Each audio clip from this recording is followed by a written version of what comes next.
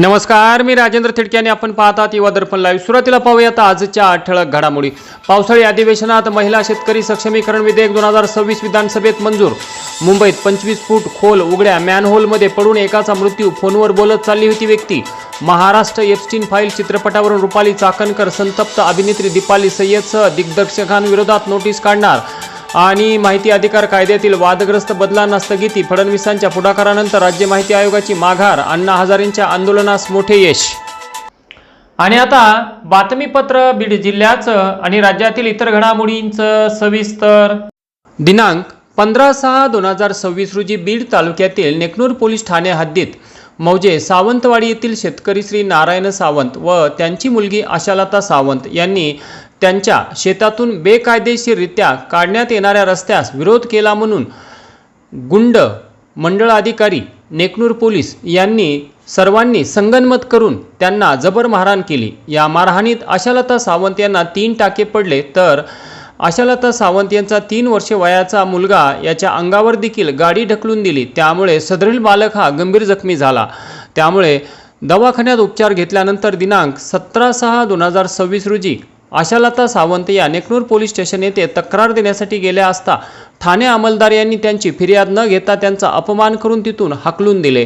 तर या प्रकरणी मारहाण करणारे गावगुंड, बेकायदेशीररित्या शेतातून रस्ता काढणारा मंडळ अधिकारी आणि नेकनूर पोलीस यांच्यावरती योग्य ती कायदेशीर कठोर कारवाई करण्यात यावी, या मागणीसाठी आज दिनांक 2/7/2026 रोजी पासून आशालता सावंत आणि प्रबुद्ध रिपब्लिकन पार्टी ऑफ इंडियाचे महाराष्ट्र प्रदेश अध्यक्ष श्री शेषराव वीर हे बीड जिल्हाधिकारी कार्यालयासमोर आमरण उपोषणास बसले आहेत।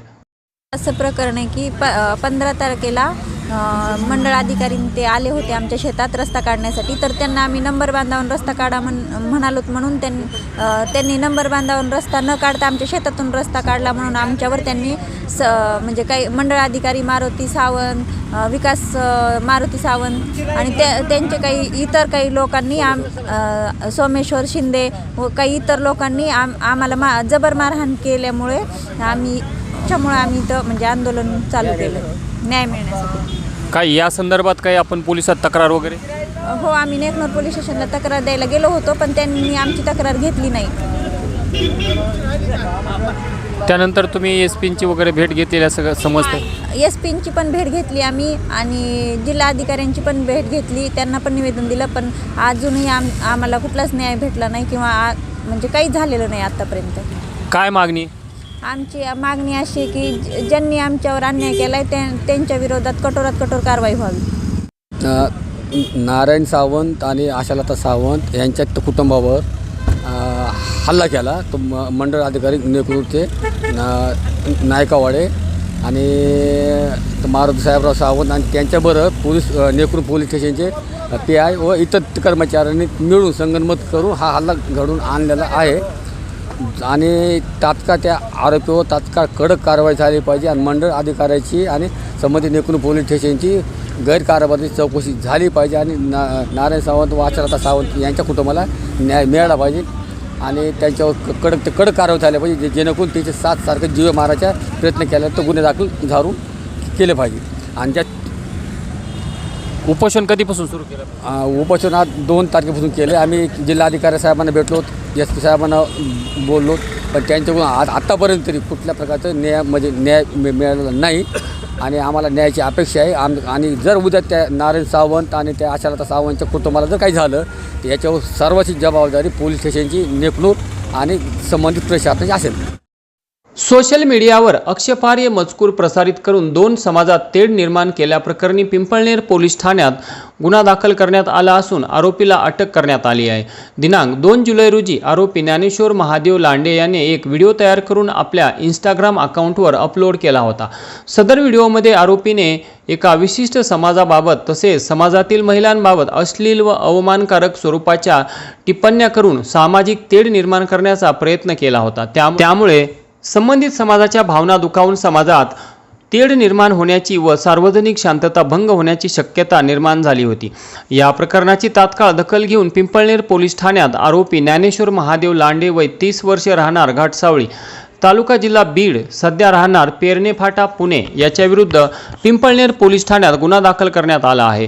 पोलीस अधीक्षक श्री नवनीत कामत, अप्पर पोलीस अधीक्षक आणि सहाय्यक पोलीस अधीक्षक यांच्या मार्गदर्शनाखाली बीड LCBचे PI श्री शिवाजी बंटेवाड, PSI शेखर आवटे, राहुल शिंदे, बाळासाहेब यादव, अशफाक सय्यद, मनोज परजने आणि सिद्धेश्वर मांजरे तसेच पिंपळनेर पोलीस ठाण्याच्या पथकाने आरोपीचा शोध घेऊन त्यास ताब्यात घेतले.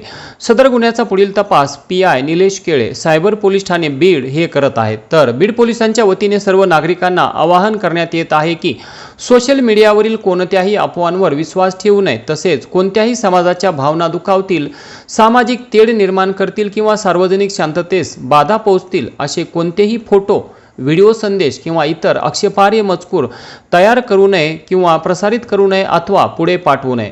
अशा प्रकारचे बेकायदेशीर कृत्य करणाऱ्या कोणत्याही व्यक्तीविरुद्ध कायद्यानुसार कठोरात कठोर कारवाई करण्यात येईल असा इशाराही बीड पोलिसांच्या वतीने देण्यात आला आहे. आमदार सुरेश धस, आमदार विजयसिंह पंडित, आमदार संदीप क्षीरसागर यांनी आज मुंबई येथे विधान भवनात मुख्यमंत्री देवेंद्र फडणवीस यांची भेट घेऊन बीड येथील ज्ञानराधा मल्टीस्टेटच्या हजारो ठेवीदारांच्या न्याय हक्कासाठी निवेदन सादर करण्यात आले.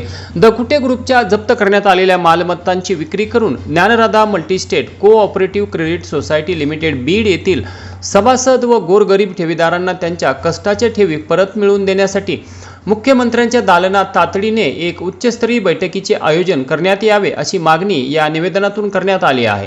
ज्ञानराधा मल्टीस्टेट कोऑपरेटिव्ह क्रेडिट सोसायटीच्या शाखा अनेक जिल्ह्यात असून हजारो ठेवीदारांचे कोट्यावधी रुपये या संस्थेत अडकलेले आहेत. सुरुवातीला या प्रकरणाचा तपास आर्थिक गुन्हे शाखेने केला, मात्र नंतर या प्रकरणाचे गांभीर्य लक्षात घेऊन हा तपास CIDकडे वर्ग करण्यात आला. CIDने मोठ्या प्रमाणात मालमत्ता जप्त केली आहे. तपास यंत्रणांनी जप्त केलेल्या मालमत्तांची MPID कायद्याअंतर्गत विक्री करण्यास मान्यता दिल्यास गोरगरीब आणि सामान्य नागरिकांना त्यांच्या आयुष्यभराच्या कष्टाच्या ठेवी परत मिळू शकतील. त्यामुळे या प्रकरणी गृह, सहकार, CID, ED, MPID तसेच संबंधित सर्व वरिष्ठ अधिकाऱ्यांची तातडीने एक बैठक बोलावून ठोस निर्णय घेण्याची विनंती मुख्यमंत्र्यांकडे करण्यात आली. यावेळी मुख्यमंत्र्यांनीही लवकरच एक बैठक घेण्याचे सकारात्मक आश्वासन दिले असून हजारो गोरगरीब ठेवीदारांच्या ठेवी परत मिळाव्यात यासाठी आम्हा सर्व लोकप्रतिनिधींचा लढा यापुढेही सातत्याने सुरूच राहील असे आमदार धस यांनी म्हटले आहे. त्यामुळे बीड जिल्ह्यात बंद पडलेल्या मल्टीस्टेटमध्ये अडकलेले ठेवीदारांचे पैसे परत मिळण्याच्या आशा पुन्हा एकदा पल्लवित झाल्या आहेत. तरी देखील ठेवीदारांचे पैसे परत मिळतीलच असे ठामपणे म्हणणे आज तरी अतिशयोक्ती ठरू शकते. युवा दर्पण लाईव्हसाठी महेश बेदरे, पाटोदा. आणि याचबरोबर आजचं बातमीपत्र संपलं. उद्या पुन्हा भेटू काही नव्या आणि ताज्या घडामोडींसह. तोपर्यंत पाहत राहा युवा दर्पण लाईव्ह चॅनल. लाईक करा, सबस्क्राईब करा आणि व्हिडिओ आवडल्यास नक्की शेअर करा ही नम्र विनंती. तोपर्यंत नमस्कार.